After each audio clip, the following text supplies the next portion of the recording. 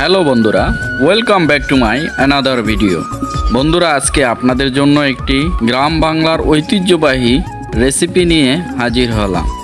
বন্ধুরা, আজকের রেসিপিতে রয়েছে হাঁসের মাংস এবং চালের গুঁড়ার রুটি। গ্রাম বাংলার খুবই ঐতিহ্যবাহী একটি খাবার। তো সকালবেলা ঘুম থেকে উঠেই একটি হাঁস নিয়ে নিলাম আমাদের খোপ থেকে। আমার বাচ্চা নিয়ে দাঁড়িয়ে আছে। ও আজকে বেশ কিছুদিন যাবৎ একটু অসুস্থ, সবাই ওর জন্য দোয়া করবেন। আর এই হাঁসের মাংসের সাথে দেওয়া হবে কাঁঠালের বিচি। এটা খুবই সুস্বাদু এবং মজাদার হয় যে কোনো মাংসের সাথে দিয়ে রান্না করে খেলে। তো চুলার উপরে একটা কড়াই বসিয়ে দেওয়া হলো, সেখানে লবণ দিয়ে দেওয়া হয়েছে স্বাদ মতো। এবার চালের গুঁড়াকে এখানে দিয়ে আমরা রুটির জন্য এখান থেকে একটা খামির তৈরি করে নেব। চালের গুঁড়ার রুটিটা করতে হলে অবশ্যই আপনার এই চালের গুঁড়াকে সিদ্ধ করে নিতে হবে, এরকম করে। তো এবার হাঁসের জন্য গরম পানি দেওয়া হলো, হাঁসের পশমগুলো তোলার জন্য গরম পানিতে চুবিয়ে, যাতে হাঁসের পশমগুলো খুব সহজে তোলা যায় সেজন্য দেওয়া হলো। ইউটিউবে গাইডলাইনের জন্য হাঁস কাটাকাটির ভিডিওটি দেখাতে পারিনি। মাংসগুলো কোটা হয়ে গেল, এবার সুন্দর করে ধুয়ে নেওয়া হচ্ছে। খুবই সুন্দর করে ধুয়ে নেওয়া হচ্ছে। আমাদের নিজের পালিত এই হাঁস আমাদের ঘর থেকেই নেওয়া হয়েছে। অনেক সুন্দর দেখা যাচ্ছে মাংসগুলো, প্রচণ্ড তেল হয়েছে মাংসতে। খুবই সুন্দর হাঁসটি। এবার সুন্দর করে সবগুলোকে ধুয়ে নেওয়া হচ্ছে। এবার রান্না শুরু করব। একটা কড়াই বসিয়ে দিলাম, তাতে সয়াবিন তেল দেওয়া হলো। এখানে দিয়ে দেওয়া হলো পেঁয়াজ বাটা, রসুন বাটা, আদা বাটা, জিরা বাটা এবং গরম মশলা দিয়ে দেওয়া হলো।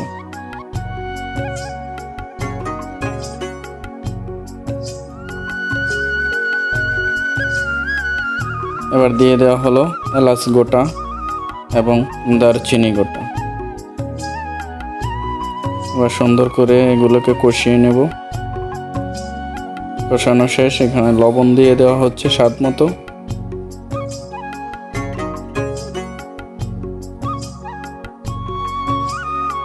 এবার দিয়ে দেওয়া হলো মরিচের গুঁড়া,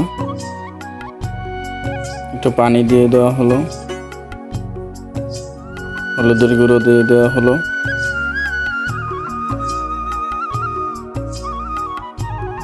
আর একটু পানি দিয়ে দেওয়া হলো। এবার এগুলোকে ভালো করে কষিয়ে নেওয়া হলো আরও 5 মিনিট। এবার হাঁসের মাংসগুলো দিয়ে দেওয়া হলো। এবার নেড়ে চেড়ে সবগুলো মাংসকে মশলার সাথে মিক্সার করে দেওয়া হবে।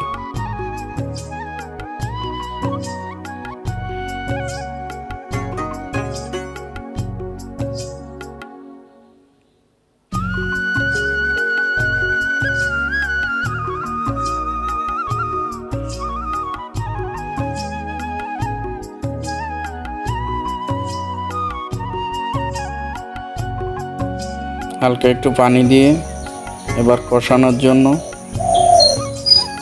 ঢেকে দেওয়া হলো।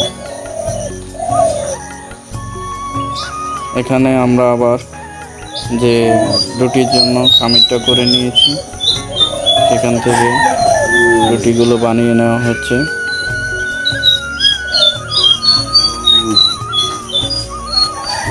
হাঁসা রুটি পিঠা গ্রাম বাংলার ঐতিহ্যবাহী একটি খাবার। সুন্দর করে রুটিগুলো বেলে নেওয়া হচ্ছে।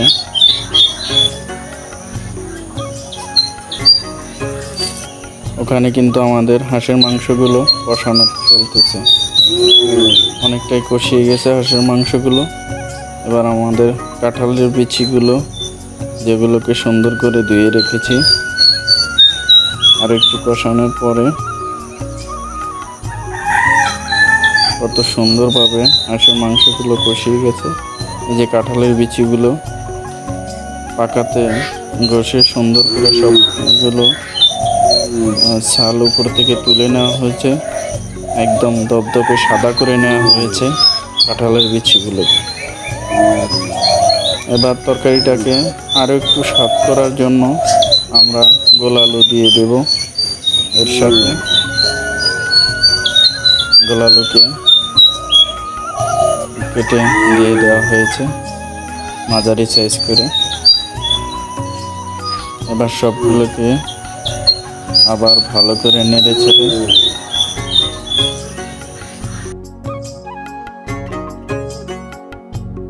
পানি দিয়ে দেওয়া হলো আলু এবং কাঁঠালের বিচিগুলো সিদ্ধ হওয়ার জন্য।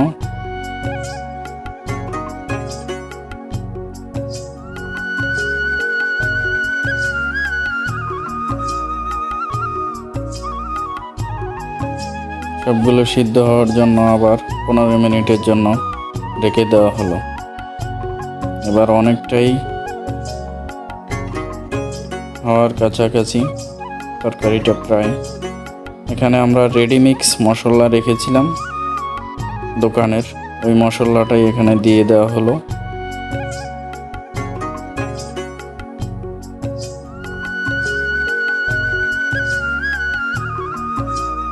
আলুটাকে একটু কেটে দেখলাম যে তরকারিটা কি ঠিক মতন সব হয়েছে কিনা, আলুটা কি সিদ্ধ হয়েছে কিনা ওটা দেখতেছি।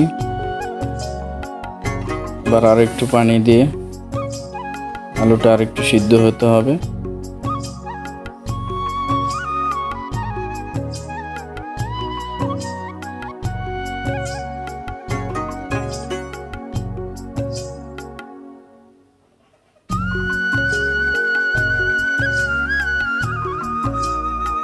আরও কিছুক্ষণ রান্না করে নেব। এখানে রুটিগুলোকে ভেজে নেওয়া হচ্ছে, খুব সুন্দর করে রুটিগুলো ভাজা হচ্ছে। এটা হচ্ছে চালের গুঁড়ার রুটি, খেতে খুবই সুস্বাদু এবং মজাদার হয়। বেশ কিছু রুটি এই যে আমাদের ভাজা হয়ে গেছে, এখন আরও রুটি বাকি আছে, সেগুলো ভাজতে হবে।